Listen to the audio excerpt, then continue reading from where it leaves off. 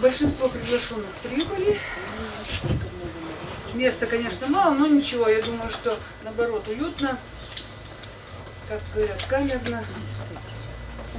Что, будем начинать?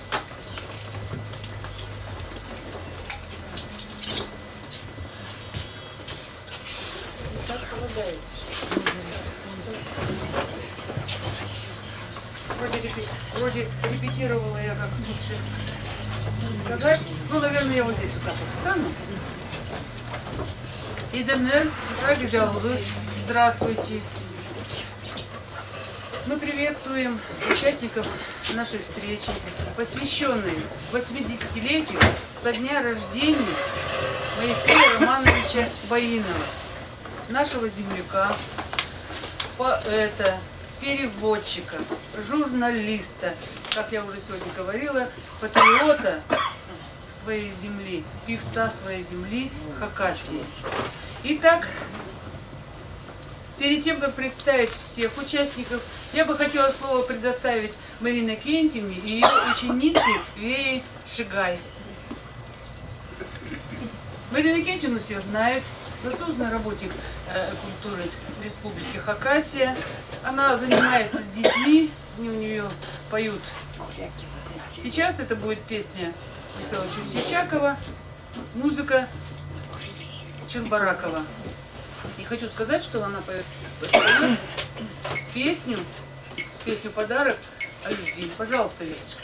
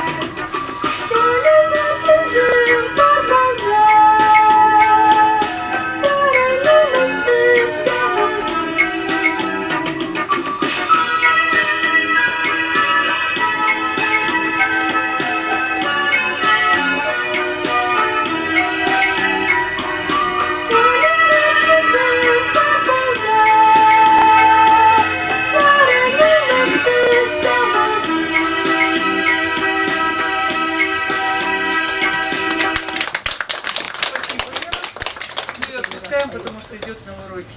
Итак, мы продолжаем нашу встречу. Я с большим удовольствием хотела бы вам представить наших гостей. Это Альбина Васильевна Курбижекова, председатель Союза писателей Республики Хакасия. Так, а потом, по ходу выступления, я уже расскажу, кто она есть на самом деле. Катажеков Александр Иванович. Он нам сегодня представляет Дом литераторов Республики Хакасия, как всегда. Вот. Сибдей Тома хочу представить, Майнагаша Сергея Александровича. Ну, скромно скажу просто, член Союза писателей России, правильно? А потом тоже. И Геннадия Матвеевича Майеркова, председателя Совета старейшин хакасского народа, члена Союза писателей России. И я думаю, что он очень хорошо знал Моисея Романовича. Вот я сейчас ему хочу слово предоставить. Геннадий Матвеевич, пожалуйста. Дорогие товарищи, Арла Гарнстар, это замечательно, что мы собрались, пусть в малом количестве, но самое главное, помним о выдающемся сыне хакасского народа. И он след на литературном склоне, на литературном небосводе Хакасии, конечно, оставил большой. Это звезда большой величины в литературном плане. Я думаю, чем дальше, тем больше будем открывать различные стороны его творчестве. Я не раз выступал и говорил, вот одно из произведений «Хантенис» – это солидная большая книга, основанная на народном эпосе, с его скраплениями капитальнейшими хакасскими, так сказать, корнями в этом произведении. Ну и перевод довершила этого Хантениса Наталья Ахпашева. Ну, я думаю, нормально, когда Гёте переводит Лермонтов, горные вершины спят под ночной, или там на горной вершине стоит одинок, и так далее, и так далее. И также Ахпашева, когда поэт это переводит, я думаю, она как-то тоже сумела сохранить, значит, вот подъем, мощь поэзии Боинова.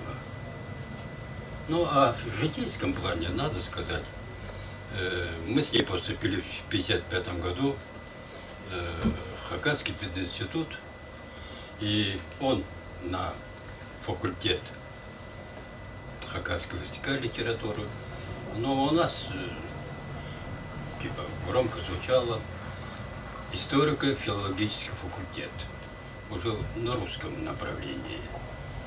Хотя мы смеялись, что широкий профиль, а узкие такие знания не разглядеть.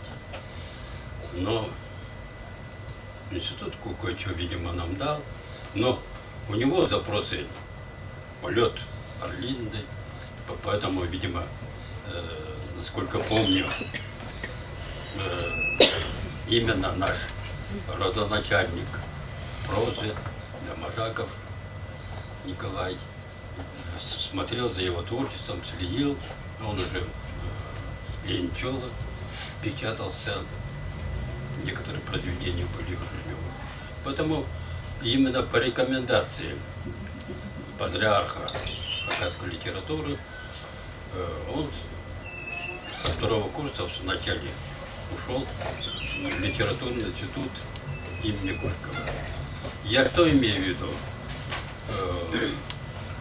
Последний, так сказать, трудовой семестр мы с ним провели в совхозе Копчелинский.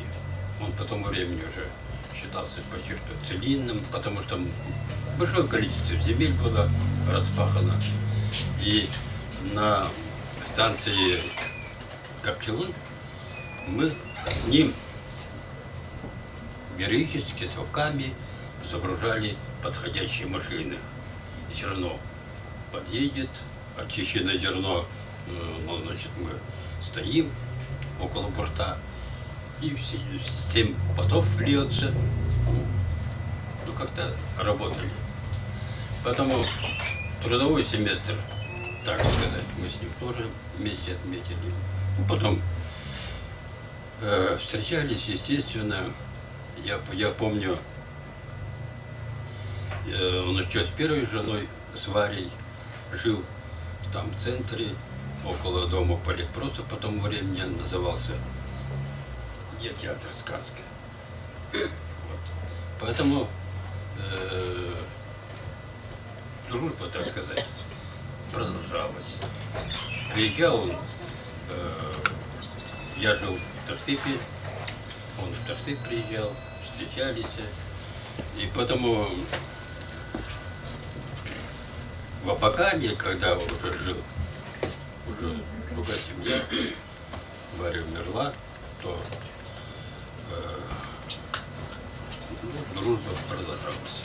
здесь, на территории Алтайского района, именно чествовали мы его. И поэтому, видимо, сам Бог велел, и Борисовна, чтобы мы отмечали эту выдающуюся личность и его высокое-высокое творчество. И хорошо, что мы вовремя сумели это дело в какой-то степени поставить на хороший уровень. Боинские чтения, которые мы сумели, значит, по району как-то поставить на более широкую ногу, благодаря усилиям, значит, многих товарищей, в том числе и Борисовны, они получили, ну, допустим, региональные на уровне Хакасии звучания. Потому что последние разы к нам вот Таштык, Учабакан, соответственно, Аскиз, другие, значит, районы послали своих представителей. И потому это направление, наверное, мы породили, и мы, наверное, это дитя наше, воинские чтения, как-то будем продолжать. Вот. Но я здесь хотел сказать, чуть не опоздал, искал книжка. Как-то сидели, со мной дочь моя была, он дочери написал благополучные желания, так далее. Хотел эту книжку найти, надо же, стар, немощный стал, слепой, и не нашел этой книжки. Хотел Дорога вечная тревога, наверное? Нет, там другой.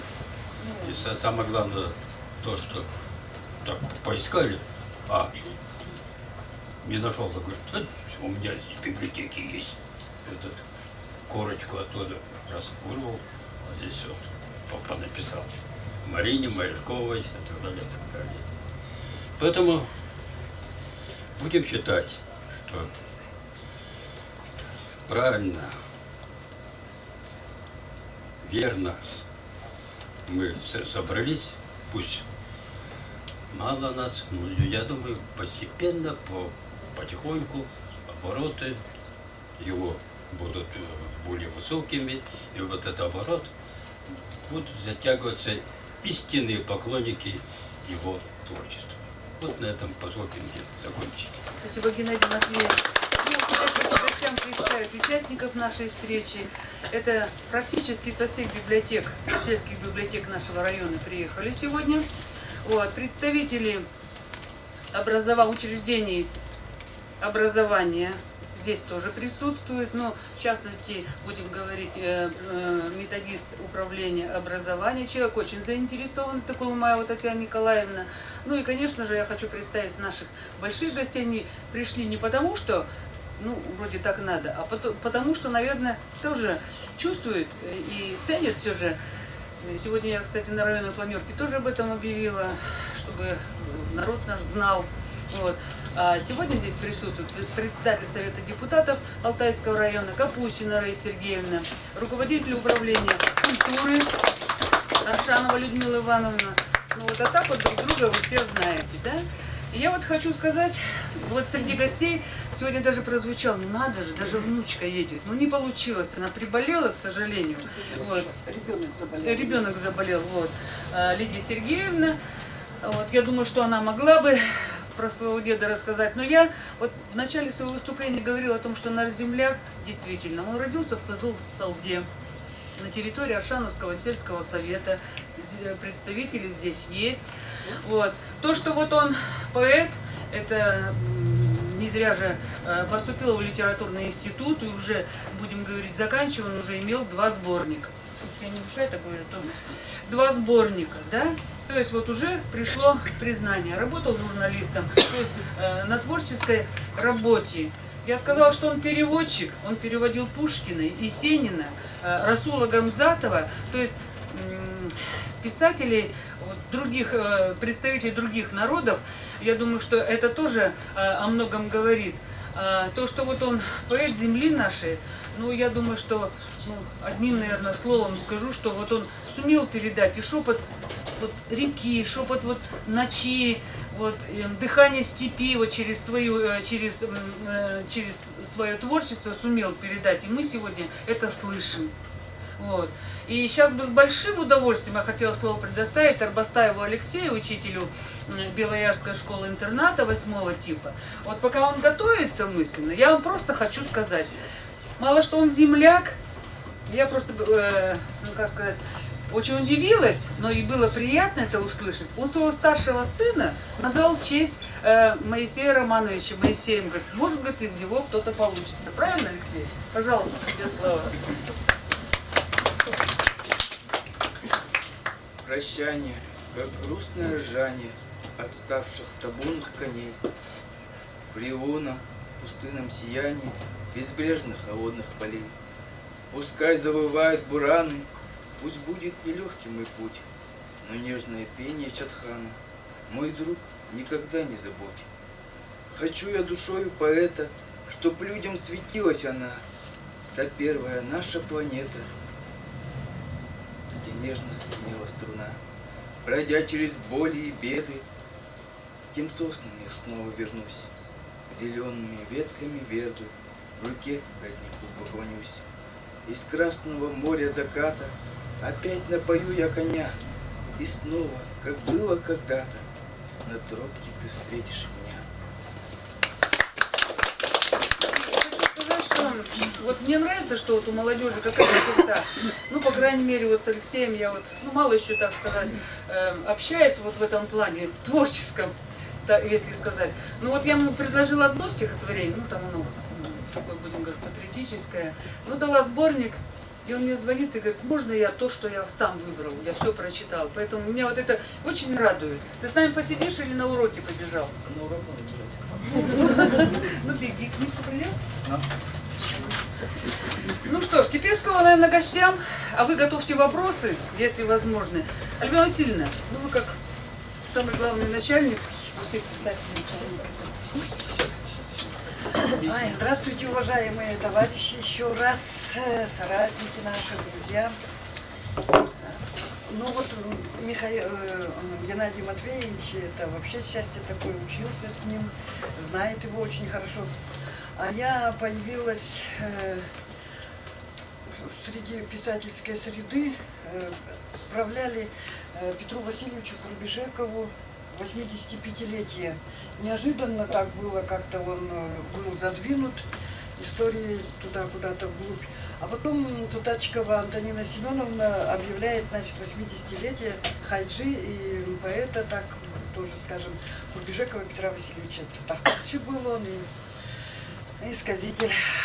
И вот я взялась помогать. У меня ребенок маленький был, 2-летний, я бросила и давай помогать. И приехали в село Устинкино Орджоникидзевского района, на родину Петра Васильевича, очень 2 огромных автобуса, Сергей Александрович не был, 2 огромных автобуса приехало, людей надо было размещать там, приехал Вячеслав Николаевич Кученов, тогда еще Айлендес ансамбль назывался у них, фольклорная группа. Ну и вот встречают всех людей. Я Моисея Романовича видела, но не такую фотографию, а еще в учебнике в школе он такой полненький, молодой совершенно. И вот тут вот в такой шапке пушистой, значит, висели или какая-то, ну, что-то такое, песцовая или шапка. В очках уже мужчина такой в возрасте. Я говорю, а вы кто такой? Всех размещаю туда-сюда. Он так улыбнулся, скажет, вот дура-то. Может, не так? Ага. Он говорит, Моисей Боинов. Я говорю, извините, я вас не узнала. Я тогда членом Союза не была, ходить туда. Галина Григорьевна Казачинова, Кужакова, вы все ее знаете, она меня туда притягивала, мои еще, не будучи ни членом, никого там, Абахтасхыли печатала Тахпахи, 85 страниц Тахпахов напечатала на кызыльском диалекте. Ну и вот я там бегаю, говорю, ой, извините, я... В общем, надо было всех размещать. Это вот я лицом к лицу столкнулась первый раз с Моисеем Романовичем. Потом я там руководила, бегала, в общем, везде успевала. У нас как-то так сработали, что никакой рекламы путем не прошло. Народ не знал, что в клубе вот сегодня встреча уже там завтра ли. Вот я весь поселок оббежала, всех это оповестила, размещала и так далее. Потом в газете выходит статья Моисея Романовича, значит, Азах Нагайлан и Ведек Нагейбрли, помощница там, ну, это на хакасском очень красиво звучит, ну, значит, помогала очень здорово племянница Петра Васильевича. А я потом что-то воодушевилась, написала тахпах про него. Потом у нас ребята же очень веселые, шутники. В газете я принесла тахпах, ага, говорят, кукушка хвалит петуха за то, что хвалит он кукушка. Я говорю, ну ладно. И потом, значит, я тахпахи свои выпускала, пела, ходила, меня туда-сюда приглашали. И вот, значит, в Союз писателей Галина Григорьевна Казачинова опять вступай. Я никого, меня никто путем не знает тогда-то, я сама никого путем не зная. Ну, значит, вот видела того, я с такой наглостью подошла к Моисею Романовичу, напишите мне рекомендацию в Союз писателей. А он говорит, ну, там меня видел, ну, знакомый же, в Орджоникидзевском районе же виделись. Кстати, обратилась к Александру Ивановичу Катажекову. Я говорю, к кому мне обращаться? Ну, хоть к кому, хоть к тому, хоть к Александру Ивановичу обратилась, к Илье Прокопичу. И, ну, говорит, пусть Наташа Ахпашева напишет. Ой, говорю, Ахпашева-то будет, знаю, что напишет. Написали, все четверо написали. И вот Моисей Романович спрашивает, а не Тахпах или Курбижековых своих дядей, тети берешь ты? Ну, мы в те времена же все так жили нищими какими-то. Ни магнитофона не было, а ума не хватало что-нибудь рукой-то записывать. Столько много они рассказывали, Петр Васильевич, там Анна Васильевна, ну знаете, да, певица Анна Васильевна Курбижекова.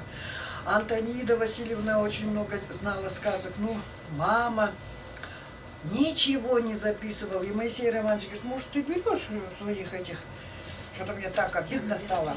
Я говорю, мои тахпахи даже в подметке не годятся к их тахпахам. И как заплакала.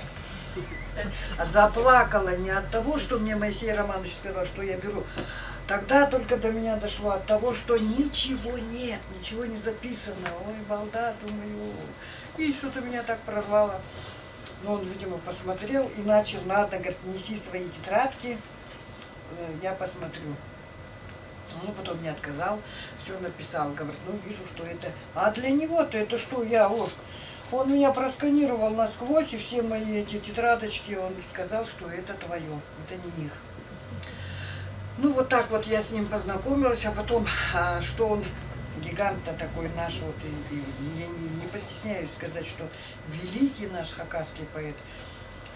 Я знать-то знала, а вот так вот только с ним соприкоснулась. А потом я узнала и другие стороны его, что он был веселый юморист, он мог и пошутить, и все. Вот только, конечно, жаль, когда наши писатели, поэты, ну и прочие писатели, прозаики также как-то с возрастом стареют. У нас государство, не знаю, как-то получается, остаются они немощными. И сильно-то не в упрек нашей власти, но и все-таки остаются как-то уже без такого внимания.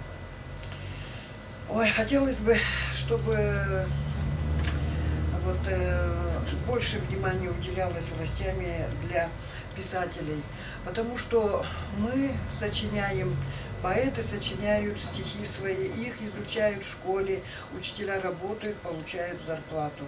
Их пишут на ноты композиторы, спасибо им, мы без них никуда. Поют песни, композиторы, артисты, певцы получают за это зарплату. У нас сейчас и гонораров нет. Я, в общем, начала за это, но вернусь к Моисею Романовичу. Вот спасибо еще Людмила Владимировна, Александр, Сергей Александрович еще скажет. Они записывали его, он мало того, что он там великие вещи написал, он еще и тахпахи пел. Они его живой голос записали.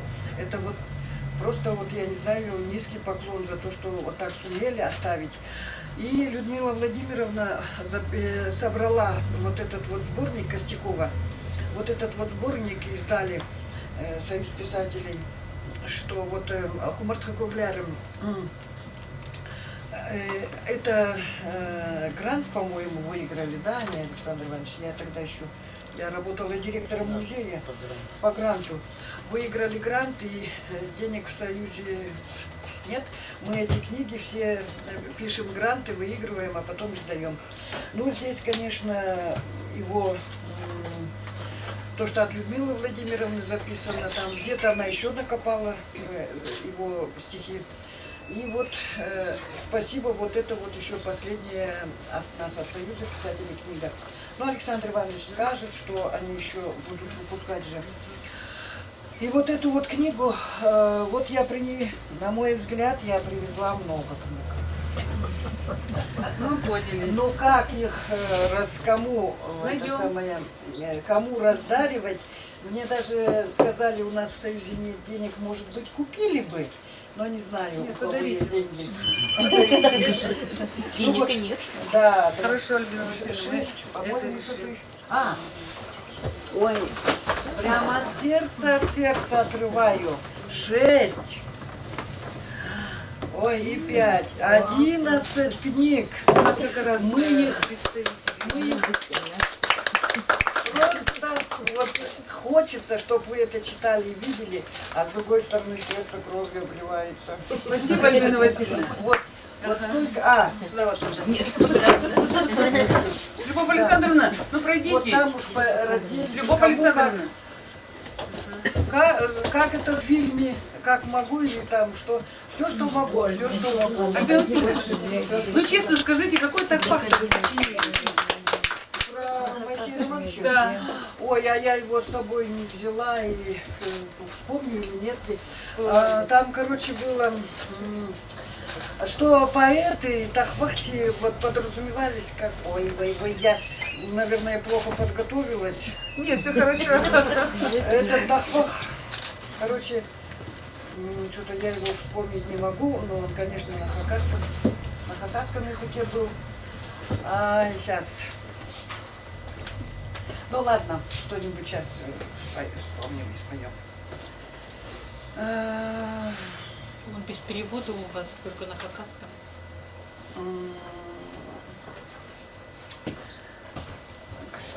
Что-то там...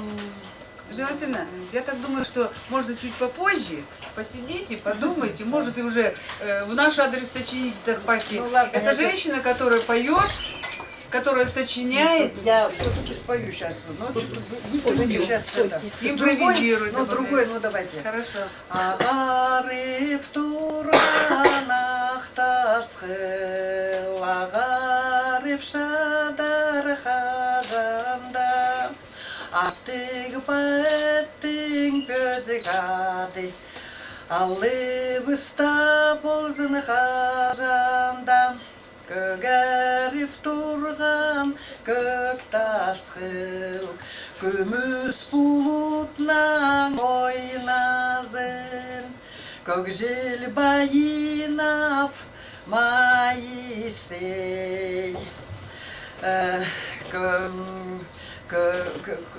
Көкженің ады сабланзын. Вика, слово Александру Ивановичу. Ну, если буду говорить, что это писатель, это философ, это драматург, ну, мало скажу, земляк наш. Любит нас, помогает, поддерживает, как всегда. И мы его любим. Мы его тоже, да. Тоже любим его. Просто я о военной много не буду рассказывать. В принципе, я в детстве помню избушку, в которой они с бабушкой жили. Это была глиняная саман, которая по-хакасски небольшая избушечка. Я помню, почему-то зимой снегу наметало столько, что у нее с крыши сугроб прямо можно было кататься на санках. Ну, в принципе, я бы хотел, вот, поскольку здесь и библиотекари, и преподаватели литературы, значение как бы, поэзии и значение Моисея Романовича в хакасской литературе. По-хакасски есть выражение «кызыданкынук». Это перевести сложно на русский, но дословно человек жив другим человеком, то есть в общении с другим.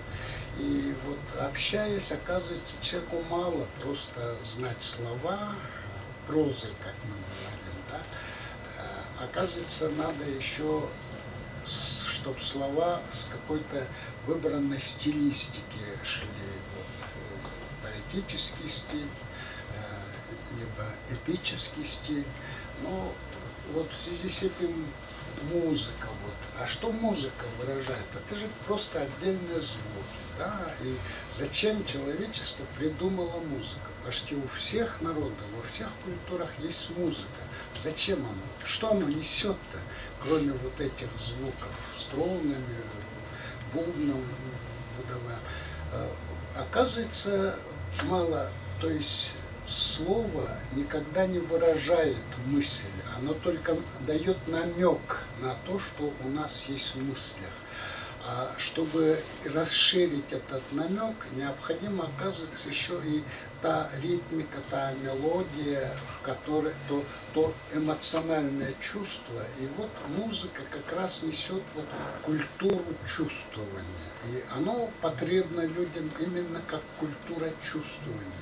Человек, который слушает музыку, у него богатство души именно в том, что у него душа может путь становления или существования души.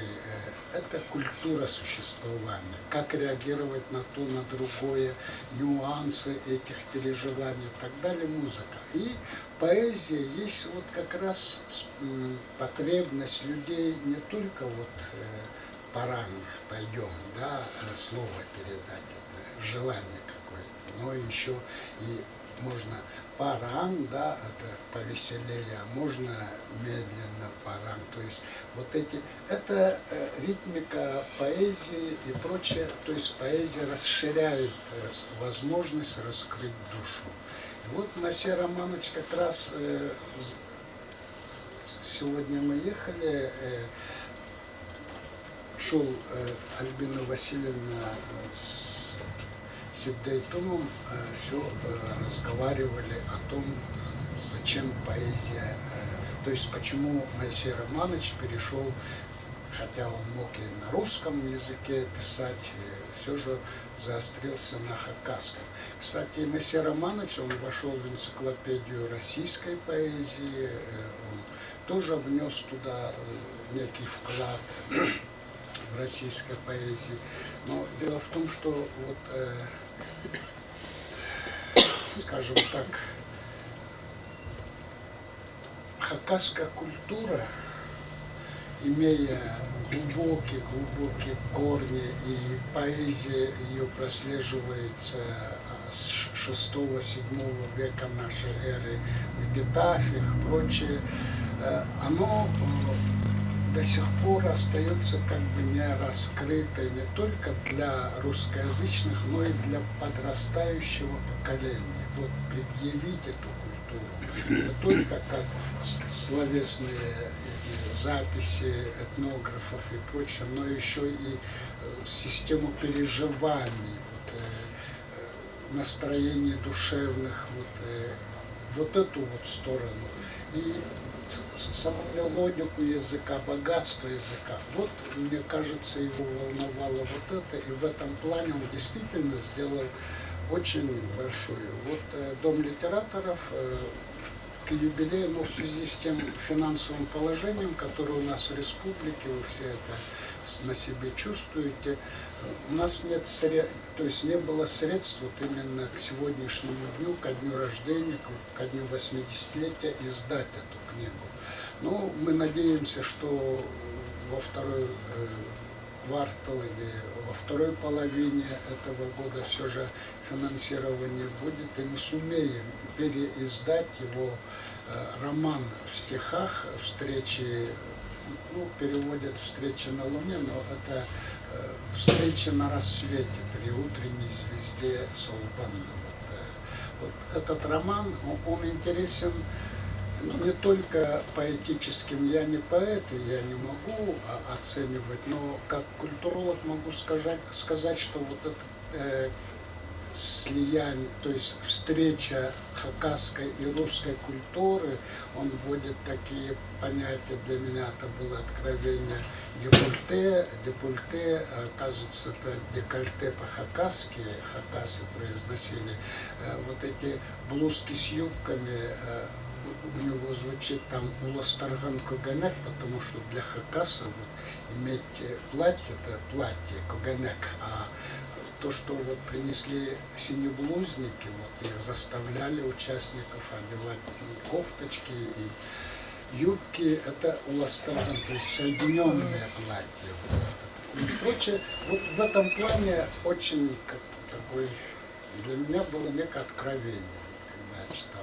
Я иллюстрировал, его печатали в газете, этот роман, и я иллюстрировал. Но я тогда был больше, как художник, все же к эстетизму тянулся, к некой такой вычурности. И ему мои рисунки не очень понравились. И он отозвался, ну, ты слишком уж то есть за красотой погнался. Ну, во всяком случае, вот я хотел что сказать. Алтайский район, есть родина Моисея Романовича Баинова, и у нас есть план, но не знаем, как это воплотится. Сегодня мы разговаривали, может быть, мы создадим литературный маршрут, как раз в Варшановском сельском совете, как раз по местам, где он пас вот этих ягнят, ну, например, забытый погост, вот это действительно есть кладбище, это до сих пор существует, но крестов там уже нет, отдельные там камни, есть оградки, ну и степи там у него, можно узнавать в стихах вот эти места, и вот если у нас получится возможность, будут средства, мы думаем с Варшавским сельским советом создадим такой литературный маршрут, и школьников в летние каникулы можно будет возить и более наглядно раскрывать вот саму глубину его творчества. Спасибо за внимание. Спасибо, да. Ну, Дом литератора. Так, кто здесь? Так, Библиотека. я, Любовь Александровна.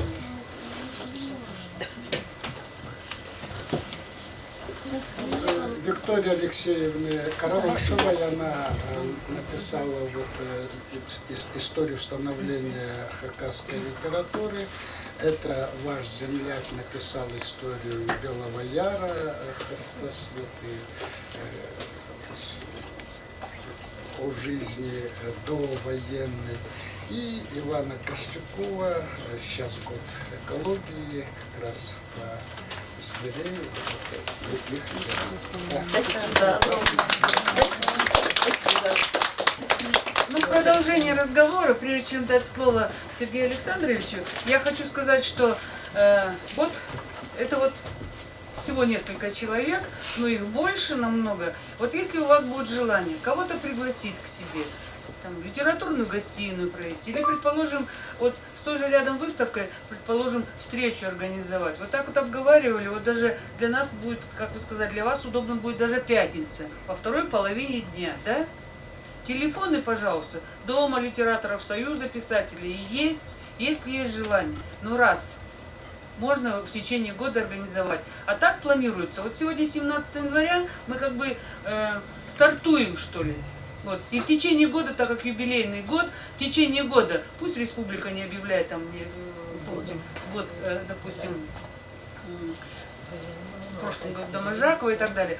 Вот. А мы в течение года с вами поработаем, чтобы потом на День тюркской письменности и культуры мы с вами во всей красе все, что мы сделали, мы должны будем показать, если вы не против. Хорошо?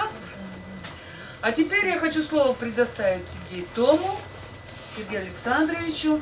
Так, это самое, ну пока там свои дела, я хочу сказать, что это вот один из, наверное, полных, что ли, его исследованием творчества Баинова занимаются. Но вот это вот человек и с музыкальной стороны, и чисто будем говорить, чисто с человеческой, и просто от души. Скажи, почему ты сидишь?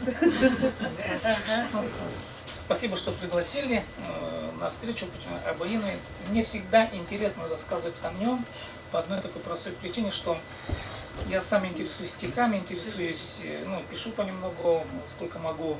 И мне, на мой взгляд, Моисей Романович – это одна из самых знаковых фигур хакасской культуры. Вот я сейчас хочу об этом рассказать и пояснить свое понимание. Давайте мы сейчас послушаем живой голос Моисея Романовича Баинова. Я у него в свое время брал интервью на радио, это где-то запись 2000-х годов. Ну, давайте послушаем минуты 2 его голос, а потом уже мы попробуем дальше провести беседу. Моисей Романович, сіздер киберсті басқанда жүзі бұл яңқти базылған, яңқти тапталған киберстер сіздер хади аны үнетін бүдір хайти сіздер ұсақса шейт болып отыр. Интервью на хакасском языке. Мен ұсақ сколды ұрыншыққан доқтыры. Мен хакас тілінің учебниктерді қырғырды. Анда Пушкиннің, Тютчевтің, басқа да орыс поэттерінің киберстерін тілбісті жүңдер. Ана мен қырғырым сүрімді күле бардым. Ан оригиналын қырғырым Василевич. Постыльның қырғырым бәрді Фредерик Маташев. Ходить-то сағын жүңдер. Ануған шарабасы дейсілік базарға пістің тіліп, қалай кинақтыр, қалай хайдақтыр. Е осақсты мен ұрақ сүрдім. Кинат мен неме түрібенші. Бастып пісті школды үртсіңір хайди хакас дейі селаби қалыңдайның басты.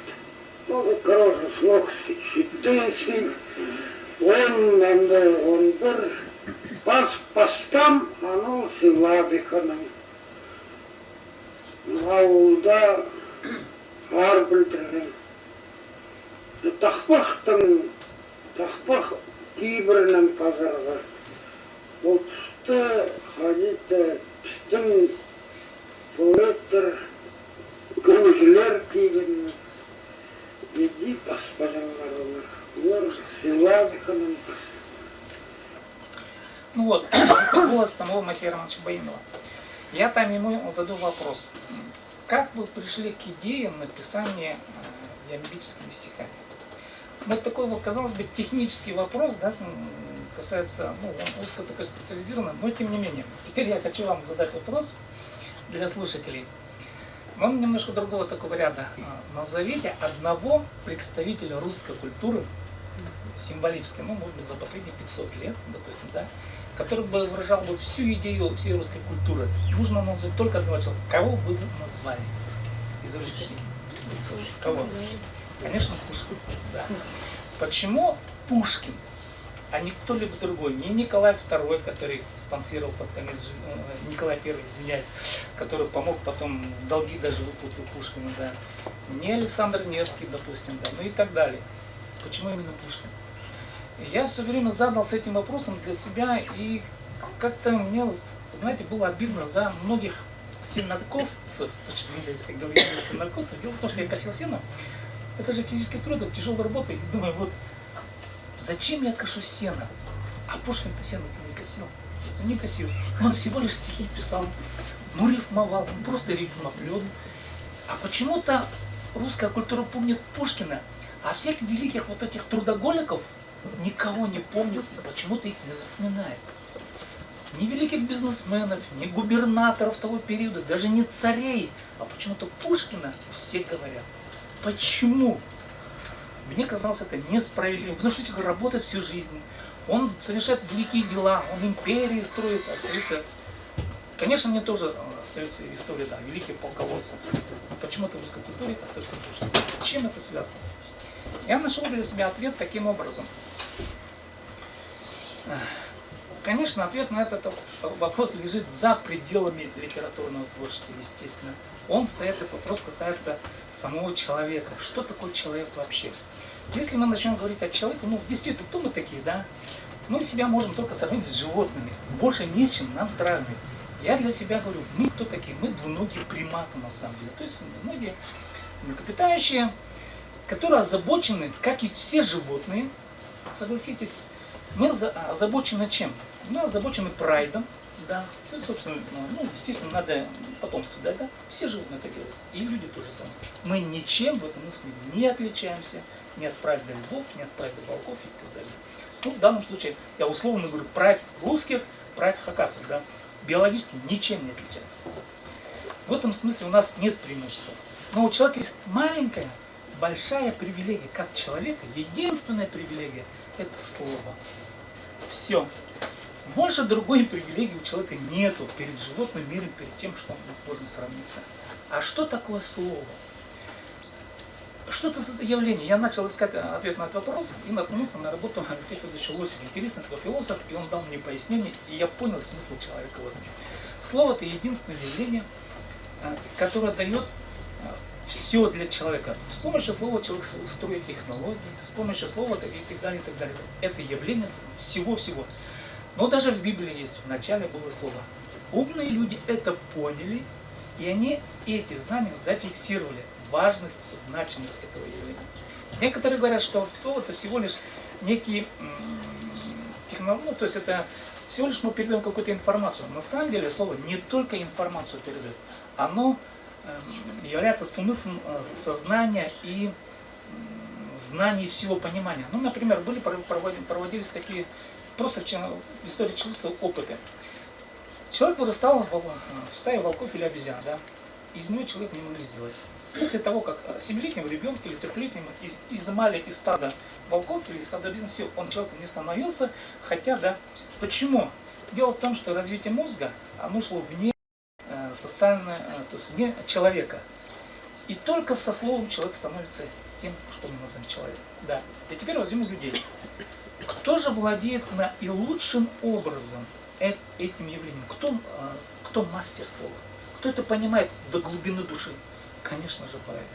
Кроме поэта, никто не достигает ярких, больших высот явления смысла понимания всего как человека. Философы могут об этом рассуждать, но дать красоту явлений, а красота единственное, я говорю еще раз, отличительное свойство, Александр Иванович об этом говорил, культура, да? Слово единственное отличие нас от животных. Все, больше мы ничем не отличаемся. И это, конечно, понимал Пушкин. В русской культуре, когда мы приходим, когда изучаем русскую культуру, конечно же, отмечая Пушкина как символ, этим самым мы говорим следующее. Человек – это существо, которое творит какой-то красивый мир, мир красоты, да, мир духа. Кто такой Баинов? Когда Баинов пришел в мир поэзии, то есть он, здесь я ему задаю вопрос, как вы пришли к ямбам? Дело в том, что когда человек пишет стихи, а стихи это самое высокое занятие, ну я уже говорил, смысл человека, да. Алексей Романович, конечно, начал после того, как он говорит, я читаю Пушкина, Тютчева на хакасском языке, потом читаю оригинал, а в оригинале совсем другое, чем на хакасском языке, а в хакасском языке в переводах хакасов даже и все, и даже в иных местах и рифмы даже нет.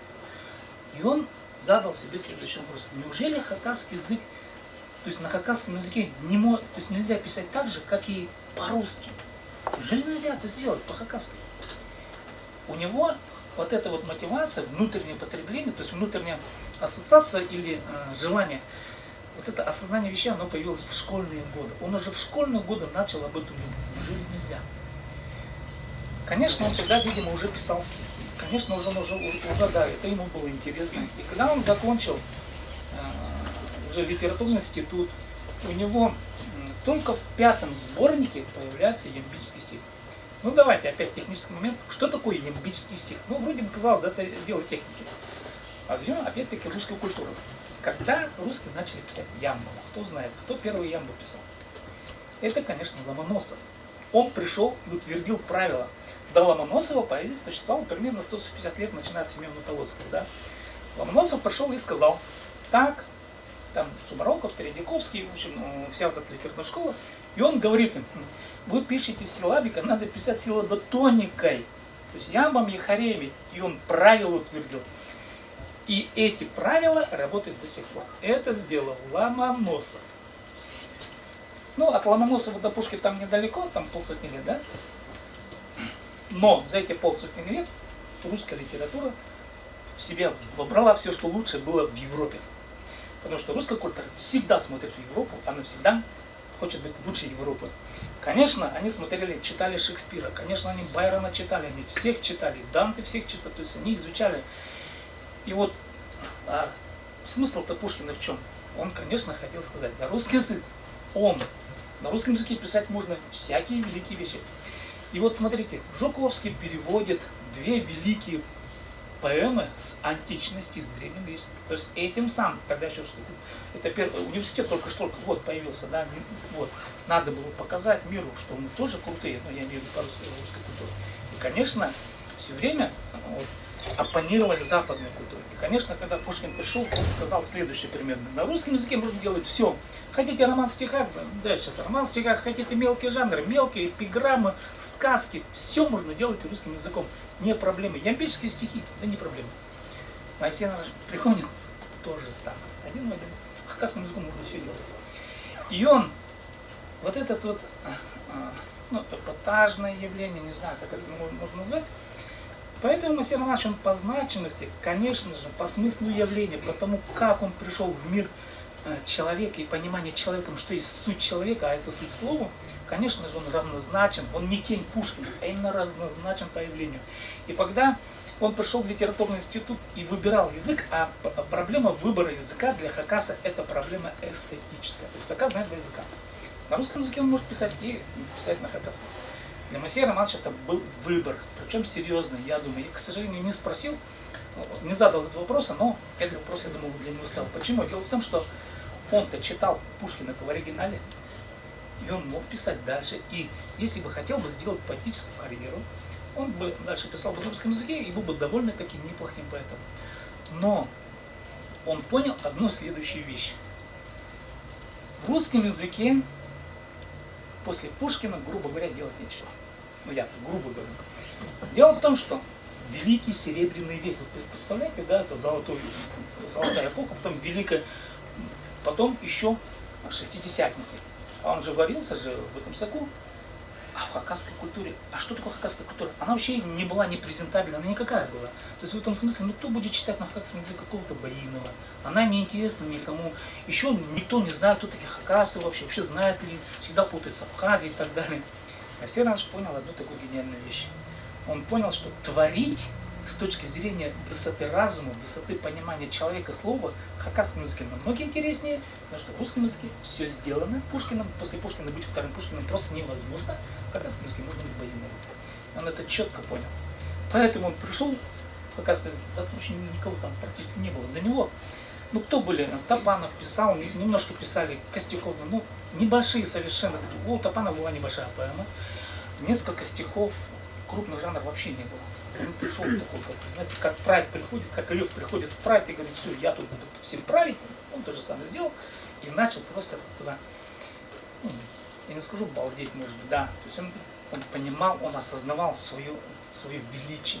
Я ему этот вопрос задавал. Моисей Романович говорит, кем вы, как вы себя оцениваете? Я ему говорю, вы же сделали не реформу хакасского стиха, вы же так говорю, все новое сделали. Дело в том, что вот что такое роман в стихах Моисея Романовича и Евгения Онегина и Пушкина, да? Если у Пушкина Евгений Онегин, он сотворен в единой силоботанической системе, это называется четырехстопная ямба, чисто технически. У Моисея Романовича это три разные системы стихосложения. Это силоботоника, это силлабический стих и народный стих, так называемый. То есть это народный стих, имеется в виду богатырское сказание. Он три разные системы оформления ритмики слога, он сумел вложить в этот роман. Поэтому переводить поэтические творения очень сложно, практически это невозможно на самом деле.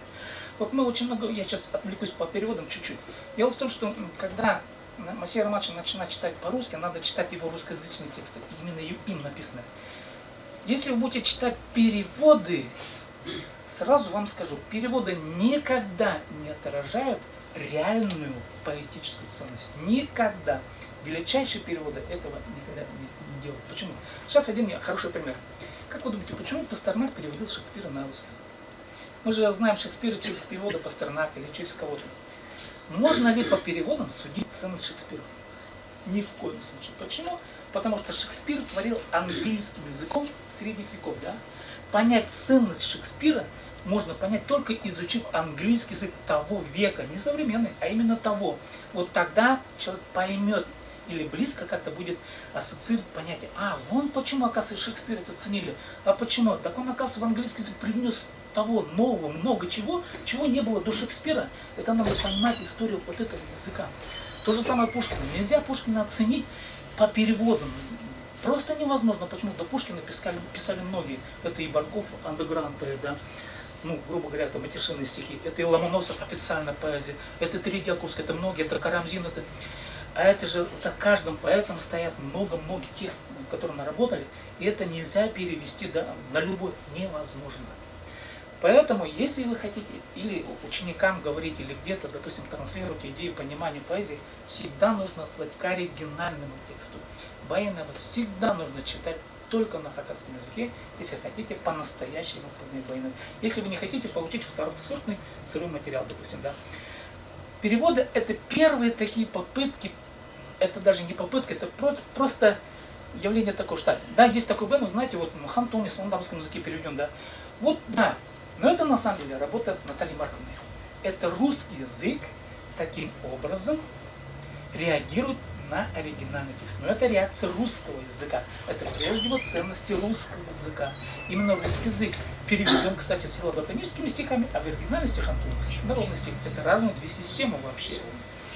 И поэтому ценности эти, они разные. И ценности не переводятся. К сожалению, вот язык, поэзия — это единственное искусство, которое вот, отличается этим, да. И вот, теперь, я сейчас зачитаю на стихотворение на хакасском языке. Переводить не буду, но вы почувствуете ритмику стиха хакасской речи, как у него это есть. Вот это стихотворение у него появилось в 5-м сборнике, и у него ямбы появились только в 5-м сборнике. И он это декларировал специально, включив слово ямб в текст вот этого произведения стиха. Смотрите, как это он сделал. Тасхар ноябрь солопша шиллернің, жерге апарыр толыпша харлар, шүремдімінің көліпші көгілернің, көзге шапшарық көртші шарлар, шыларын шедір алызып таңнары, шұқшоқыроның силпнің жылар, шазан поэтер ямптырның қылларын, тұстан пүктірді көй паршылар. Темнен тойларға негізін сөстірнің, иксен тұстырның шелі сарғызын, шөреме толып керкіткін хараларының, шерде шапшарх өрміс халзын. Это на хакасском языке, это ямбический стих. Вот. И вот смотрите, а стих Тахпаха, он совсем отличается, это не ямбическая структура стиха, это другая ритмика. И вот если вы посмотрите, что такое Тахпах даже визуально, это другая культура. То есть это культура чисто хакасская. В русском языке Тахпах невозможен. В принципе, даже если бы хотели бы это сделать, русский язык это другой ресурс. Тахпах там невозможно. Невозможно рифмовать анафоры, то есть можно рифмовать, но тахпах, само явление, это невозможно. Это возможно только в хакасском языке. Тахпах перевести нельзя, это только изучить нужно хакасский язык, поэтому понять нужно. Вот это словесное искусство. Я к чему? Я к тому, что когда Масей нашел поэзию, конечно, он понимал, что он творит. Я сейчас иногда задаю провокационные вопросы, допустим, Хакасов уже в быту, ну, понятно, с русским самого такого значимого великого русского человека всегда называют Пушкина, это везде принято. Но я спрашиваю Хакасов, назовите Хакаса первой половины, сейчас у Хакасов спрошу, назовите Хакаса первой половины 20 века, значимость которого, ну, это значимость мировой культура, да, мировой уровень, кого назовете? Первая половина 20 века. Кого назвали? Вы знаете, просто вы не думаете, что это не... Да? Домжаков, наверное. Нет, нет. Первая половина 20 века. Владимир Матвеевич, подсказывайте. Конечно, Николай Федорович Катанов. Многие думают, это же не 20 век, это думают конец 19, это 20 век, это, ну, понятно, конец 19, но это даже... Конечно, Катанов, да, это мировой уровень, это действительно мировой уровень, потому что уровень анализа, уровень методологической подачи материала и так далее, и так далее. Это тюркология. Теперь второй вопрос задаю. Назовите Хакаса второй половины 20 века, значит, с которой я на мировой культуре. Теперь вы ответ уже знаете. Масер Машбейнов. Но я потом дальше задаю вопрос. Назовите одного Хакаса вообще в истории Хакасов, значимость которого равна мировой культуре. Ну теперь у вас двое, да? Кого назовите одного?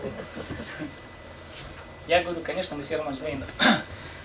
Некоторым, возможно, не согласятся, но Николай Иванович, ой, Николай Федорович у нас это же, как его, почему Майсер Иванович Баинов, но не Катанов?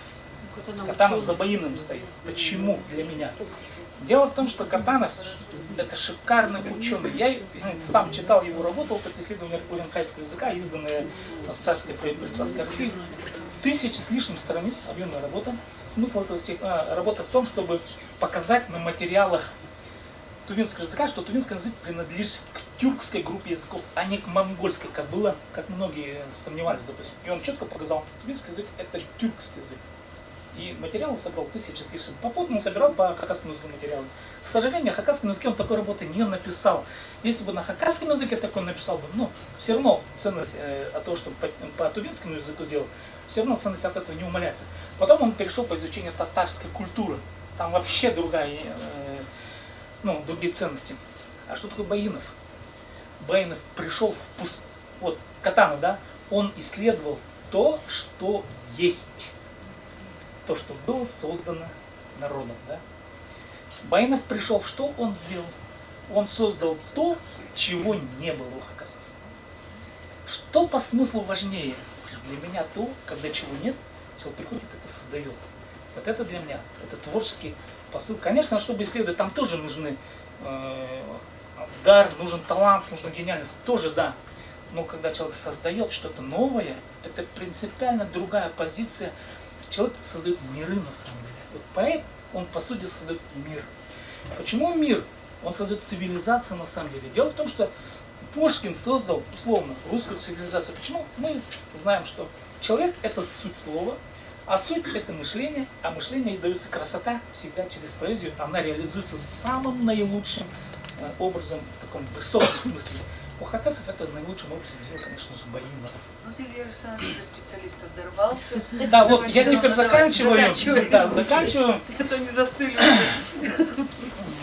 Потому что об этом нужно говорить всегда мы, по крайней мере, я для себя всегда говорю, что хакасы, вот двуязычные хакасы, подчеркиваю еще раз, двуязычные хакасы и не хакасы, кто знает хакасский русский язык, я говорю о нашем регионе, у них есть колоссальные шансы, классный шанс понять русскую культуру, русскую цивилизацию и очень хороший шанс понимать тюркскую культуру. А вы понимаете, хакасский язык это тюркская культура. Если русская цивилизация это Северная Евразия, да, тюркская культура это Южная Евразия, это две великие цивилизации. Хакасская культура, допустим, я очень хорошо понимаю весь тюркский мир, почему знаю хакасский язык. Если кто не знает хакасского языка, а сегодня же хакасы по недомыслию говорят, а зачем изучать хакасский язык? Они не понимают, что они вырубают тумблер понимания целой мощнейшей тысячелетней культуры. Они тумблер выключают из древнетюркских текстов. То есть они ограничивают на самом деле возможности своих детей. А те, которые не включают этот тумблер, они тоже, другие народы, они тоже ограничивают свои возможности в понимании человека как вообще земной цивилизации. Тоже ограничивается. Вот я немножко об этом. Это песни это Тахпахи Баинова, Тахпах Баинова. Я попытался наложить свою мелодию.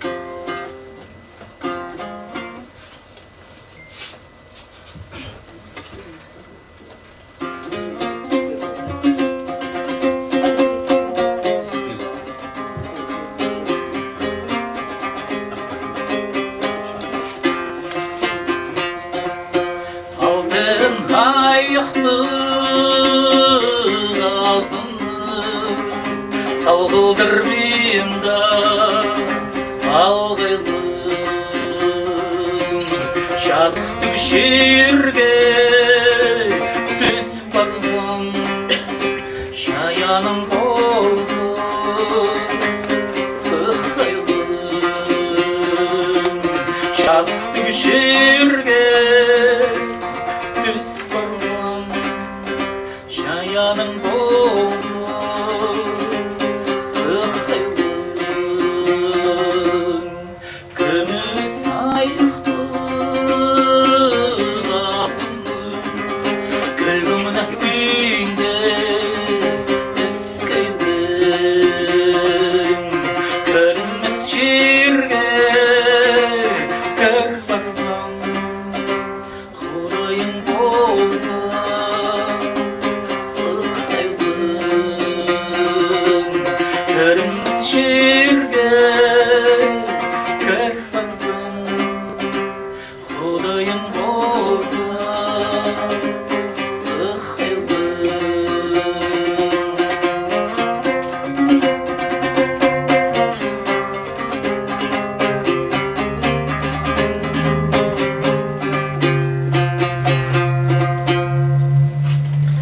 Ну вот, текст такой. Если я возьму чашу, золотую чашу, если ты взял золотую чашу, золотой окоемкой, то пусть то, что находится в чаше, не расплещется. Если ты попал в жизненные какие-то ухабины, то пусть тебе поможет твой чаян, твой Творец. Если ты взял серебряную чашу, серебряную окоемку, пусть то, что там находится, не растратится. Если ты попал в жизненные какие-то трудности, пусть поможет тебе твой Бог, Творец. Вот это перевод. Спасибо большое. Если из присутствующих у кого-то есть желание высказаться, а я знаю, вот, Ирина Владимировна даже идею сегодня хорошую поддала, давайте мы подумаем, может действительно потом обратимся в районную администрацию вот с этой идеей. Ну, пожалуйста, Ира, давай. Аршановская средняя школа. Да, я вот хотела бы, вот сегодня слушала и хотела сказать, что вот про Устинкина. Когда я училась в 85-м, поступила в АГПИ, в 87-м мы ездили, по-моему, в Орджоникидзевский район Устинкина. И я там действительно встречалась тоже с Моисеем Романовичем Баиным. И вот одну книжку с автографами, до сих пор она у меня есть. Я помнила, то или в Шедлинский район, в Орджоникидзевский. А сегодня я вот услышала, и у нас руководитель Дмитрий Семенович Тинков и Венедикт Григорьевич Карпов. И, по-моему, мы ездили туда на какую-то диалектологическую, что такое практику. И вот я там встречалась, и вот эта книжка, я тоже горжусь, автограф, который он мне написал, у меня есть. И я вот подумала о том, что в нашей Шаманской школе неплохо бы создать литературный музей.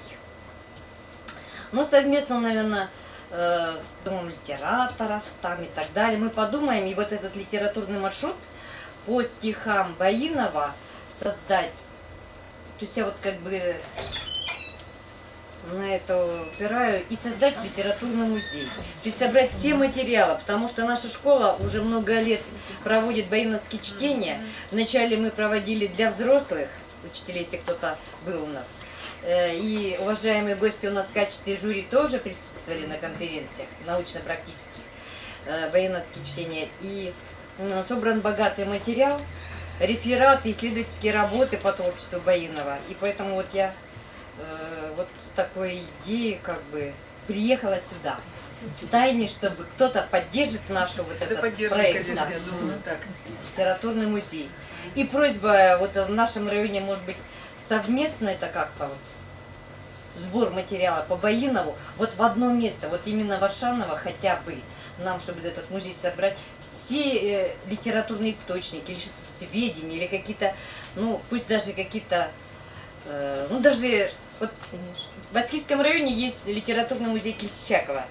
Я там была, я там видела витрины, там лежат простая ручка. Но зато там гости, туристы, они приходят, да, это вот его поэтическое наследие. А вот где-то у него записная книжка, и это все под витриной, это все. А ведь у Моисея Романовича тоже были какие-то вещи, какие-то очки, что-то еще и у детей, и внуков. И вот у меня как бы просьба, у кого что есть, может быть, поможет нам создание вот этого музея. Но обращение к общественности. Все понятно. Услышали. Спасибо. Есть еще желание у кого-то высказаться? Ну что, тогда... Я единственное хотела дополнить вот эту мысль, как бы в школе, наверное, не найдется кабинета такого, а здесь на первом этаже у нас, вот где музей, там же есть кабинеты. Если выйти вот с этим предложением, организовать здесь, в комнате, хороший районный музей, чтобы потом дети приезжали со всех школ. Эх, у нас просто места мало. У нас многие экспонаты Сергеевна по большому секрету. Нет, ну я просто дело в том, что как бы он родился именно в Кызылсалде, да. Конечно. Поэтому хочу именно на родине, где он родился, по его местам, по А что на тропам. базе Дома культуры можно? Да, и вот тогда нам удастся, потому что вы знаете, что у нас идет разрез, у нас это все степи изрываются, у нас вот это все идет на нас, на деревню, а вот эта Кызылсалда, она сейчас окружена вот этим разрезом угольным. Поэтому если мы даже какой-то музей, какой-то вот этот литературный маршрут сделаем и уже какую-то часть хотя бы земли мы уже отстоим. Вот в этом плане тоже это Ну, экология. патриоты, молодцы. Да. Ну что, тогда будем подводить итоги. Я бы, знаете, вот хотела бы завершить нашу эту встречу. Пусть немножечко будет грустно, но я думаю, так надо. Как бы то ли завещание к своему народу, к нам, наверное, с вами. Вот у него есть такие строчки.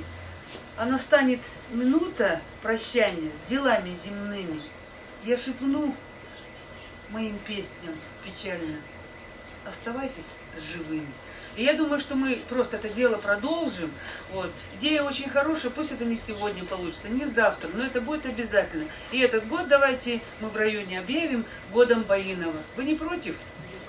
Я думаю, что сегодня у вас уже появились к сегодняшнему дню выставки книжные. Книг, к сожалению, 6 сборников на русском и 3 на хакасском. 6 на хакасском, 3 на русском. Конечно, маловато, но, тем не менее, материал есть. Там возьмешь эту вот маленькую книжицу, вот, да, любую. А такая сила вот любви вот к своей родине, вот сила любви к женщине, к матери, к человеку, вот настолько, ну, несмотря, вот действительно, он у нас, наверное, был где-то, наверное, может, мало уже оставалось его жизни на этой земле. Он приезжал к нам в Седую Радугу, мы тоже такую встречу организовывали. Вот как-то действительно забываем, что они тоже могут стареть, могут вот как-то, ну, а как вот там живым, как-то вот заботой. Вот еще пока думаю, ну вот у меня вот сегодня еще другая забота, Геннадий Матвеевич, он тоже нынче у нас юбилейный, поэтому, Геннадий Матвеевич, мы тоже будем с вами сегодня нынче вплотную прямо сотрудничать. Слышали? Это очень приятно, например. Это далеко, это... Но тем не менее, Краснопольская библиотека уже нам метила, есть это в Варшановской библиотеке, звучат вот эти вот. И хотелось бы, чтобы все же больше читали наших хакасских поэтов, писателей. Ну, не обязательно, вот будем говорить, если хакасский, это значит, ну, чисто должен быть хакас. А то некоторые раз смотришь, там, какие только фамилии мировые из интернета, видимо, вытащат, напишут фамилию. Ну, может, сделают выставку, может, где-то вот материал вытащат. А наших родных-то, ну, совсем мало. Поэтому, пожалуйста. Спасибо всем большое, что, несмотря на мороз, приехали. Спасибо нашим гостям. Вот. Я думаю, что Все молодцы. ну, Вот там вот надо. земляки же. Пусть город будет заложен. Вот. Да, да. Город будет. И садовцы есть.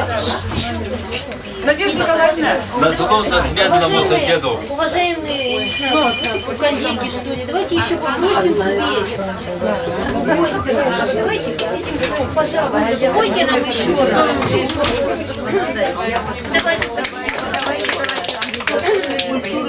Давайте общий снимок сделаем. Илья Борисовна, давайте нам еще споем. Все, садитесь. Я думаю, что мы до конца. Да. Екатерина, иди сюда. Ну, мы еще встретимся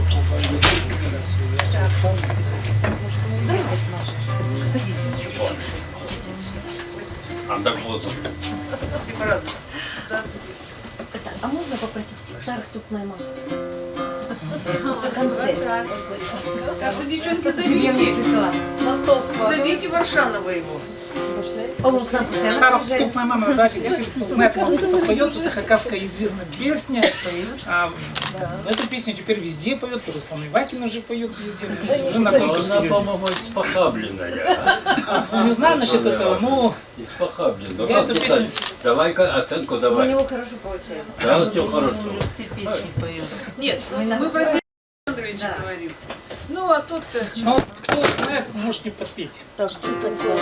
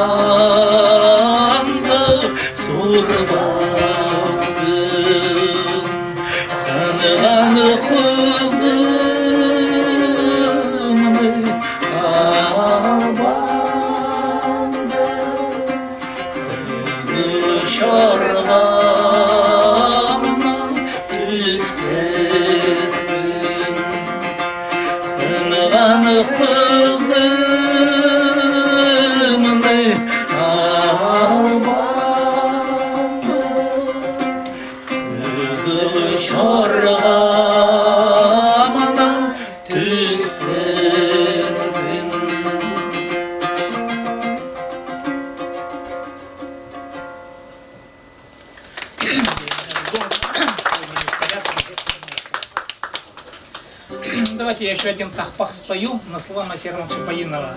У меня еще есть одна песня небольшая.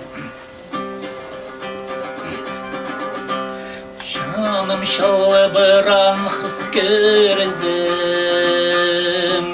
шаяным салгын өте жаным, жаным сарынын шапсылзым, шаспалық қалжым жанымды.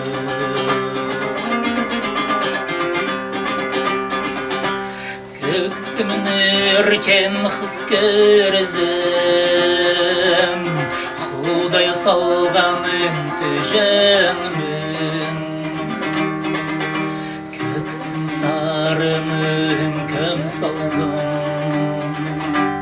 Қаннығыз қалжым үстіңді.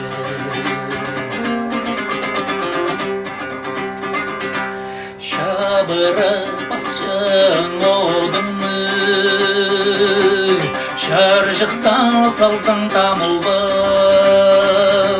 Шастығы барған шастыңды, Шапсырта жүрзін шапсыңыз. Үзіріп салған одымны, Өбірте жатсаң жерге біз, Үзіліп салған қонығын, Уластырзыңда керекпіз. Адым шулазы, ахызық, Kargam jeker bin oylazın Arlazı pesken az şonum Arda kızıl bin şortazın Ecem şolazı ke kızık Kelgine kerbin oylazın Elengen minin parşonum Kererge silim şortazın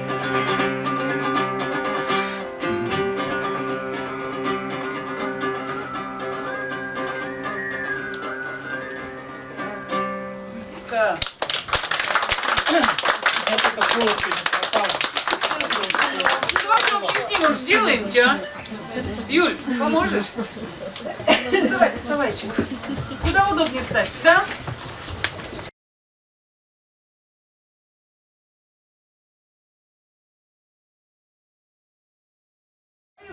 Да, я когда? Альбина Васильевна, давайте на следующий четверг договоримся. Пойдемте. Приедьте к нам. Это 26. До свидания. Чаем на здоровье, Геннадий Матвеевич. Вот с этими инструментами. Я